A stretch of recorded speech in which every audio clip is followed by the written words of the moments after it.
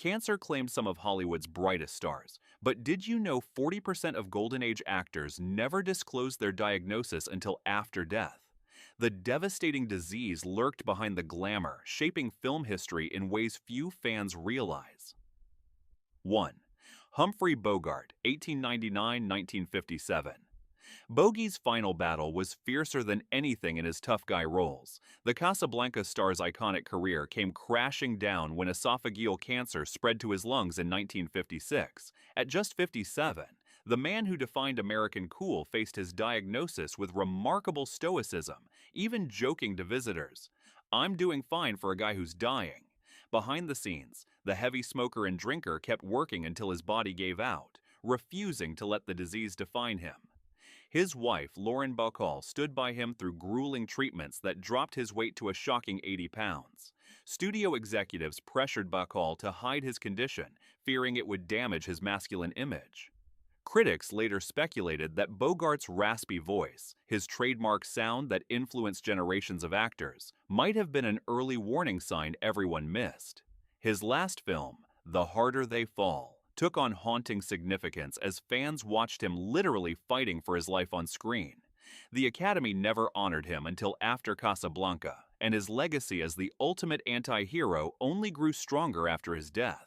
Hollywood's original bad boy left behind a $10 million fortune and a daughter who barely knew him. 2. Gary Cooper, 1901–1961. The strong, silent type met his match when lung cancer struck down Hollywood's most reliable leading man. Gary Cooper, who projected American strength in over 100 films, kept his diagnosis secret until weeks before his death, shocking fans worldwide who had no idea their hero was suffering. Cooper's battle with cancer came with bitter irony. The man who portrayed rugged health in countless westerns was photographed by Life magazine in his hospital bed, gaunt and defeated. His friend Jimmy Stewart accepted his honorary Oscar with tears streaming down his face, knowing Cooper was watching from home, too weak to attend. The two-time Academy Award winner's physician later revealed Cooper had been experiencing symptoms for years but refused medical attention, believing he could tough it out. Studio publicity machines had created a myth of invincibility around him that he himself believed. His final film, The Naked Edge, was rushed into production as Cooper raced against time, often filming between radiation treatments. Critics called his determination heartbreaking heroism worthy of his finest roles. When he died at 60, theater marquees across America went dark in tribute. 3. John Wayne, 1907–1979. The Duke's toughest showdown wasn't with outlaws, but with lung cancer that ambushed him in 1964. Hollywood's ultimate cowboy fought like hell, surviving radical surgery that removed his entire left lung and 2 ribs. When he bounced back to make 20 more films, fans called it his greatest comeback. What most don't know, Wayne blamed his cancer on smoking 6-packs daily on film sets and the radioactive dust he was exposed to while filming The Conqueror near nuclear test sites. Shockingly, 91 of 220 cast and crew from that film eventually developed cancer. The Oscar winner became cancer's most outspoken enemy, making raw, emotional public service announcements and raising millions for research. When the disease returned in 1979, Wayne refused to hide in his final days, telling reporters, "I'm facing the final shootout, and this time the Duke might lose." His death certificate listed natural causes instead of cancer, a final cover-up orchestrated by family who feared tarnishing his masculine legacy. Wayne's estate was valued at $685 million, but the true value of his film catalog has generated over $1 billion since his death. His final words, "Of course I know who you are. You're my girl. I love you." 4. Marilyn Monroe, 1926–1962. The bombshell's mysterious death overshadowed the shocking truth. Monroe was secretly fighting early-stage cancer in her final months. Only revealed decades later in unsealed medical records, physicians had discovered suspicious cells during her last physical examination, adding another tragic layer to her complicated story. Monroe's health struggles were deliberately hidden by studios afraid her perfect image would be tarnished. During filming of Some Like It Hot, Monroe was experiencing unexplained bleeding and pain that director Billy Wilder later called clearly symptoms something was seriously wrong. When she sought treatment, doctors misdiagnosed her condition 3 times. Her famous curves began disappearing as she dropped weight rapidly, yet photographers were instructed to use special techniques to maintain her voluptuous appearance in publicity shots. The star herself confided to friend Marlon Brando, "Something's eating me from inside and nobody wants to know about it." Monroe's autopsy revealed abnormal cells that modern oncologists believe were developing endometrial cancer. Her death at 36, whether by suicide or other causes, likely prevented a painful battle with a disease that would have ravaged the beauty she was famous for. 5. Clark Gable, 1901–1960. The king of Hollywood reigned supreme until lung cancer dethroned him at just 59. The Gone with the Wind icon collapsed on set while filming The Misfits, his body finally surrendering after decades of chain smoking and hard living. Most shocking? The heart attack that killed him came just 2 days after production wrapped. Gable's cancer diagnosis was concealed from both the public and his pregnant wife Kay, who only learned the truth years later. Studio execs feared his illness would tank the film's box office prospects, so they pushed the failing star through punishing desert shoots despite his visible deterioration. Marilyn Monroe, his co-star, later told confidants, "Clark was literally dying before our eyes."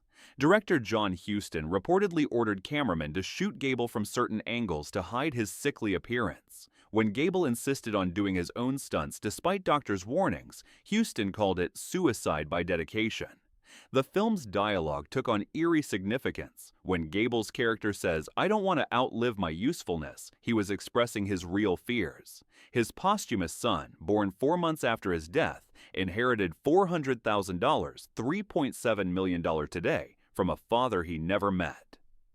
6. Betty Grable, 1916–1973. The pinup queen with the million-dollar legs had her glamorous career cut short by lung cancer that struck with shocking speed. Once America's highest-paid female star, Grable went from headlining MGM musicals to being virtually unrecognizable within months as the disease ravaged her famous figure.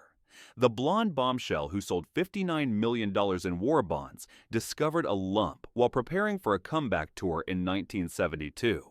Doctors initially dismissed her concerns, costing precious treatment time. By the time proper diagnosis came, the cancer had metastasized throughout her body.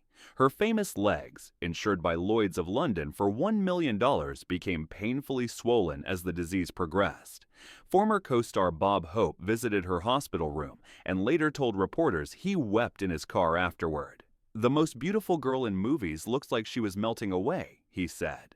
Studio executives who had profited millions from Grable's image largely abandoned her during illness. Her funeral costs were covered by former husband Harry James after rumors spread she had died nearly broke. The star, who once commanded $300,000 per film, left behind just $86,000 and a collection of pinup photos that still sell for thousands today. 7. Judy Holliday, 1921–1965. The comedic genius with a 172 IQ faced breast cancer with the same fierce intelligence she brought to her Oscar-winning roles. The Born Yesterday star who outfoxed McCarthy-era blacklisters couldn't outsmart the disease that killed her at just 43, cutting short one of Hollywood's most promising careers. Unknown to fans, Holliday was diagnosed while rehearsing for the Broadway musical Hot Spot. She kept working through debilitating treatments, often vomiting between scenes, but returning to stage with her characteristic perfect timing. Co-star Richard Mulligan later revealed she'd be doubled over in pain backstage, then walk out and have the audience howling with laughter. Her decline happened with cruel swiftness. Just 10 weeks passed between diagnosis and death. Columbia Pictures chief Harry Cohn, who had famously said Holliday was too fat, too Jewish, and too smart for her own good, paid for experimental treatments in her final days, telling friends, "I was wrong about everything except how smart she was." Critics noted the tragic irony that Holliday's most famous character, the seemingly dumb blonde who outsmarts everyone, mirrored her. Real-life battle with doctors who initially dismissed her symptoms. Her son donated her brain to science after her death, where researchers found her exceptional IQ was physically evident in her brain structure. 8. Rita Hayworth, 1918–1987. The love goddess who drove men wild on screen spent her final years lost in the fog of Alzheimer's, with doctors only discovering her breast cancer after her death. Hollywood's greatest dancer carried two deadly secrets: the neurological disease that erased her memory and the untreated cancer that had silently spread throughout her body. Hayworth's cancer went undetected because her Alzheimer's symptoms masked the pain and physical changes.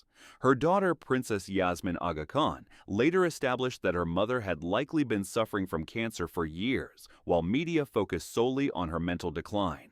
The star, who once commanded $250,000 per film, died with just $500,000 in assets, having been financially exploited by various managers and husbands.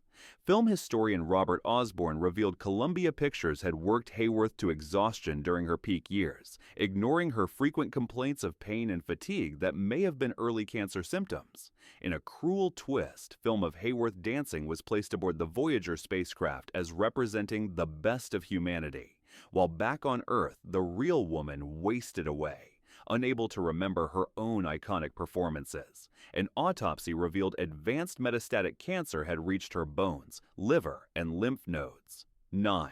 Yul Brynner, 1920–1985. The bald king of Broadway turned his lung cancer diagnosis into his most powerful final act. The King and I star, who performed the role 4,025 times, used his dying breath to warn others about smoking's dangers, filming an anti-smoking commercial that aired after his death with the haunting line, "Now that I'm gone, I tell you, don't smoke." Brynner's battle with cancer became as legendary as his performances. He received his diagnosis while still starring on Broadway, but refused to quit, performing through excruciating pain that required him to be literally lifted onto stage some nights. Orchestra members reported hearing him cry out in agony in his dressing room between scenes. What audiences never knew: Brynner had a portable oxygen tank disguised as a prop side stage that he would use immediately after dance numbers. His distinctive deep voice, once described as sounding like thunder wrapped in velvet, grew raspier as cancer progressed, yet critics called his final performances his most emotionally powerful. The Russian-born actor, who began smoking at 12, estimated he went through 60 cigarettes daily for decades.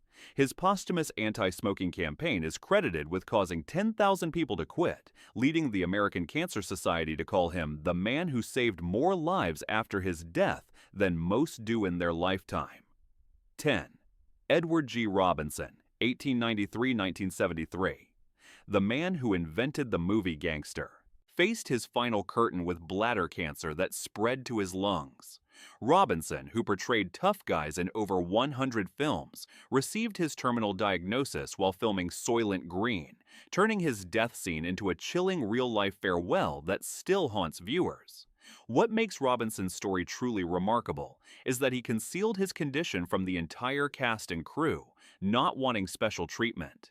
Director Richard Fleischer only learned the truth years later, saying, when he broke down crying in that death scene, those weren't glycerin tears. He was saying goodbye to his life and his art.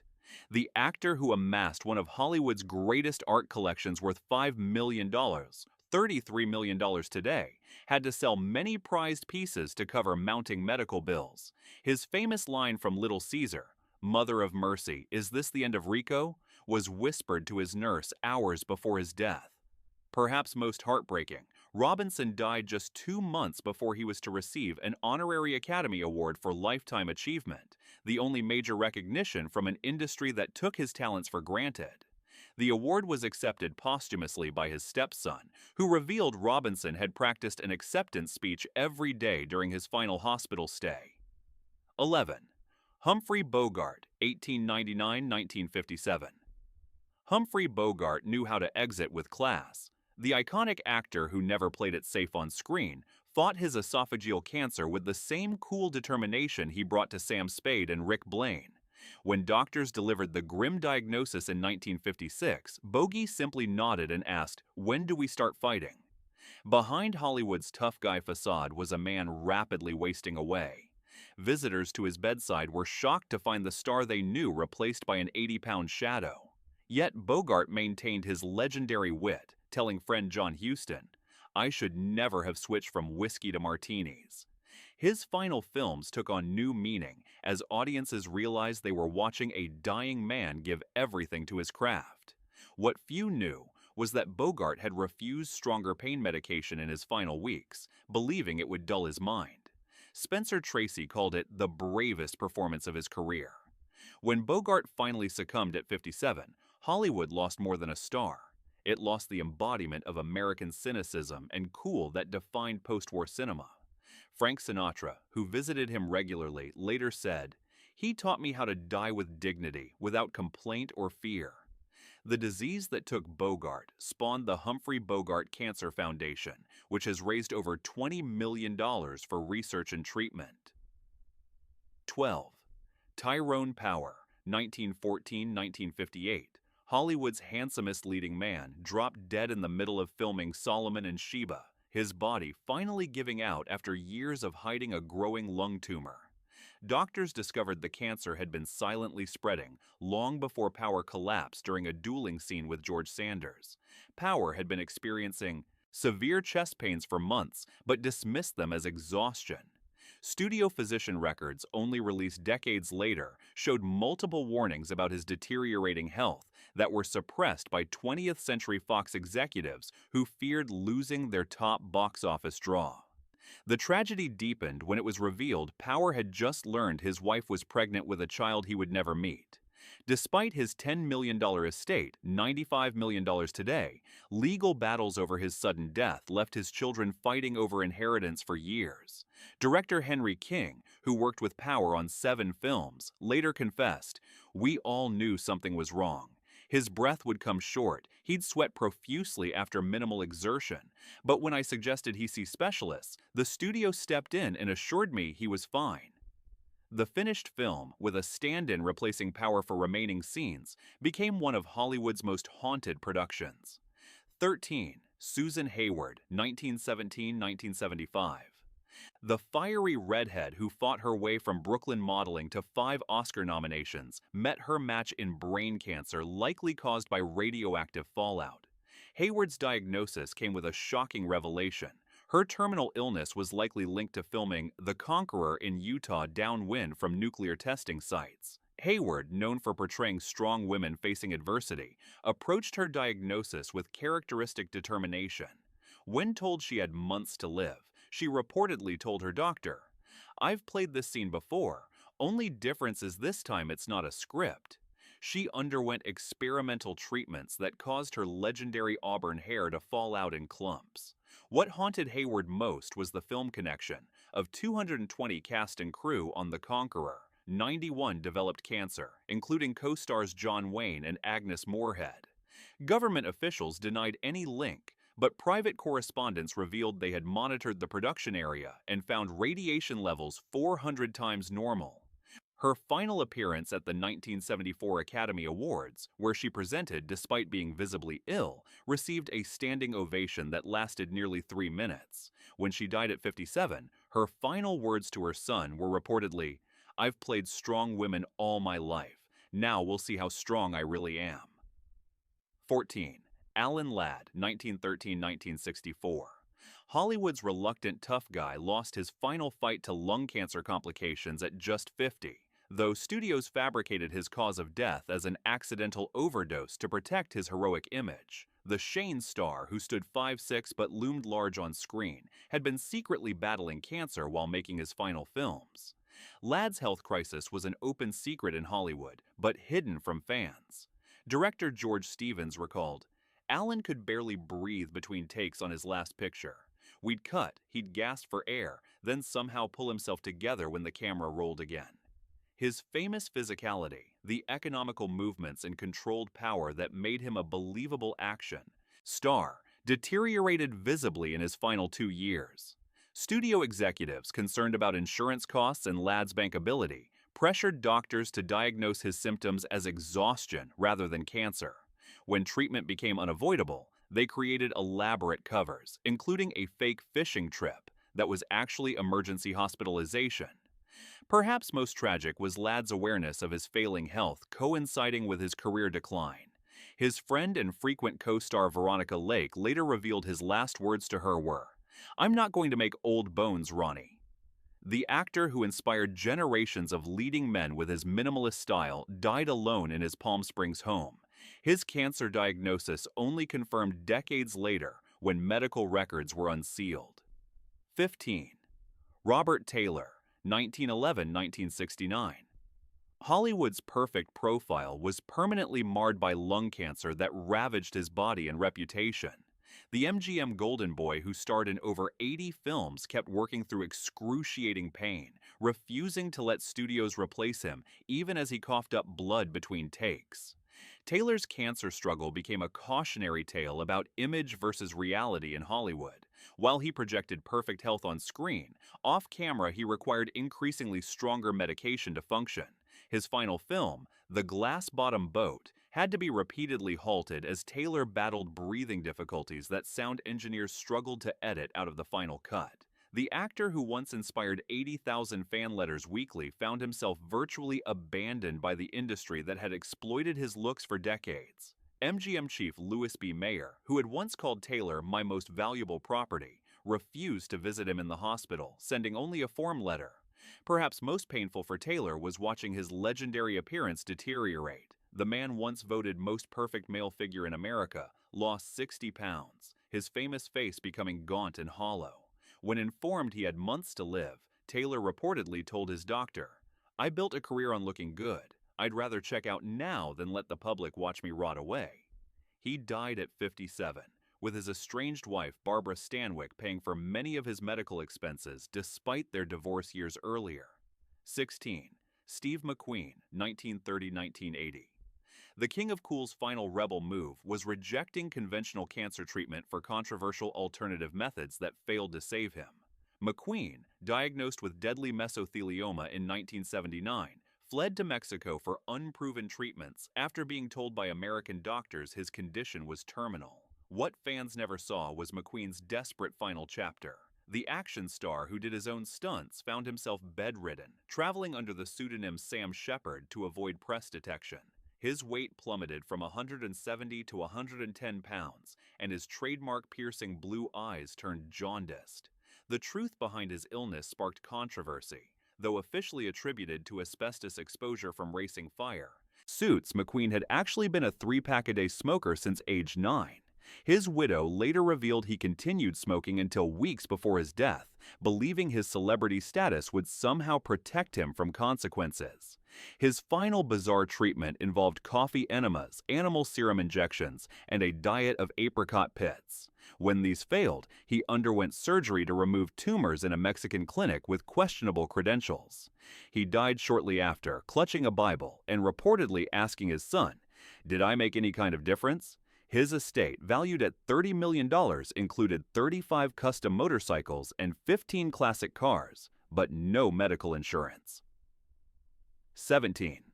Dana Andrews, 1909–1992, the film noir master who epitomized the post-war male identity in classics like Laura, succumbed to pneumonia after years battling both alcoholism and lung cancer.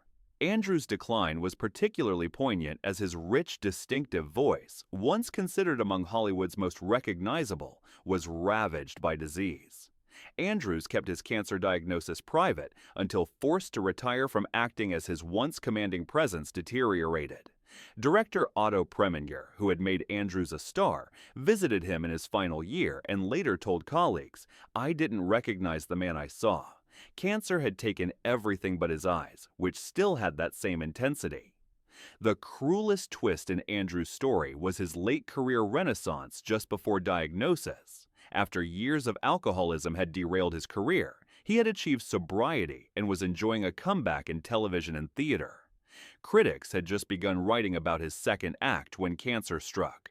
What few knew was that Andrews had been a passionate healthcare advocate, serving as president of the Screen Actors Guild, where he fought for improved medical coverage for aging actors. The illness that eventually claimed him at 83 led to the establishment of the Dana Andrews Memorial Fund for Addiction Treatment, which has helped hundreds of performers access recovery services. 18.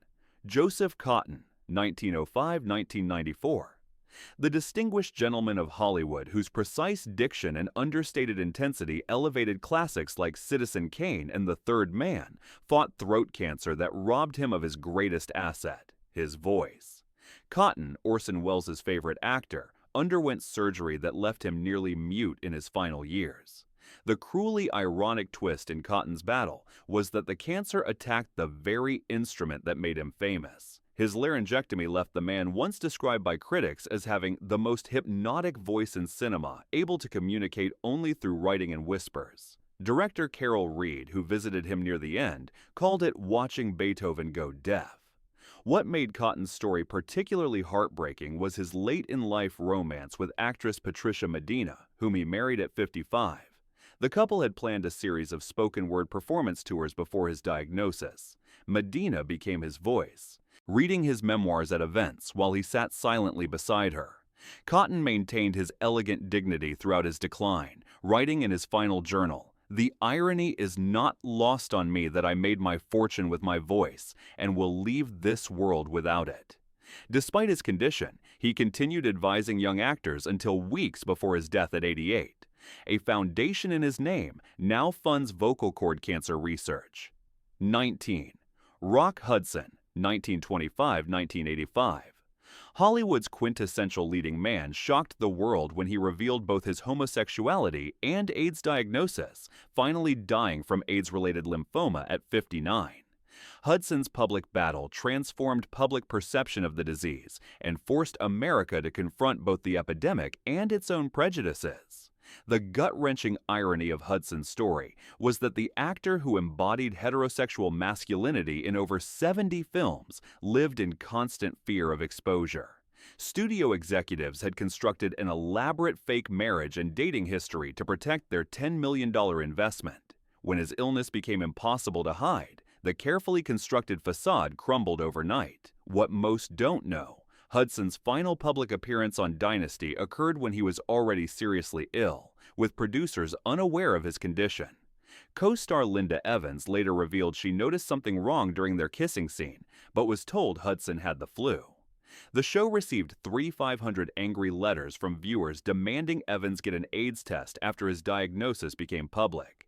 His death prompted the first major Hollywood fundraising for AIDS research, with former co-star Elizabeth Taylor leading efforts that raised over $270 million. President Reagan, who had never publicly mentioned AIDS despite thousands of deaths, finally addressed the epidemic after his friend Hudson died, allocating the first significant government funding for research. 20. Grace Kelly, 1929–1982. The ice-cool blonde who abandoned Hollywood for royal life died from a stroke many experts now believe was triggered by undiagnosed cancer. Kelly's medical records, sealed for decades, revealed she had been experiencing symptoms consistent with ovarian cancer in the months before her fatal car crash. The Princess of Monaco's deteriorating health had been carefully hidden from the public by palace officials concerned about media frenzy. What appeared to be weight gain in her final year was actually abdominal swelling, and her increased absences from public duties were attributed to fatigue rather than the severe pain she was experiencing. Kelly's former physician, Dr. Jean Guillot, later admitted, "We suspected serious illness but were instructed to maintain absolute secrecy." The princess herself refused comprehensive testing, saying her film career had given her enough public scrutiny for one lifetime. Blood samples taken after her accident showed markers consistent with advanced ovarian cancer. The tragic reality: had Kelly received proper diagnosis, the stroke that occurred while driving might have been prevented, as doctors would have recognized her increased clotting risk. Her friend and former director Alfred Hitchcock perhaps said it best: Grace escaped the indignity of a public decline. In some strange way, the accident gave her the privacy in death she never had in life. Which of these Hollywood legends surprised you most? The Golden Age stars who battled cancer faced their greatest roles off screen, fighting private wars while maintaining public personas. Were studios right to hide these illnesses to protect legacies, or did this secrecy ultimately cost lives by delaying public awareness of cancer risks? Share your thoughts in the comments below.